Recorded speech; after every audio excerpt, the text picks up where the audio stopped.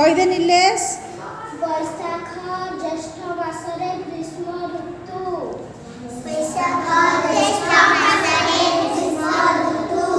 ଆଷାଢ଼ ଶ୍ରାବଣ ମାସରେ ବର୍ଷା ଋତୁ। ଆଷାଢ଼ ଶ୍ରାବଣ ମାସରେ ବର୍ଷା ଋତୁ।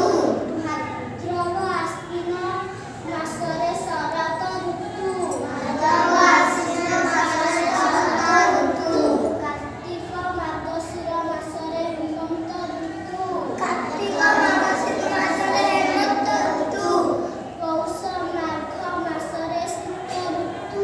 ପୌଷ ମାଘ ମାସରେ ଶୀତ ଋତୁ। ଫାଲ୍ଗୁନ ଚୈତ୍ର ମାସରେ ବସନ୍ତ ଋତୁ। ଚୈତ୍ର ମାସରେ ବସନ୍ତ ଋତୁ। କେତେଟା ମାସ ହେଲା? 12ଟି ମାସ 6 ଋତୁ। Very good. ପିଲାମାନେ ଆମର କେତୋଟି ମାସ? କେତୋଟି ମାସ? 12ଟି ମାସ। Very good.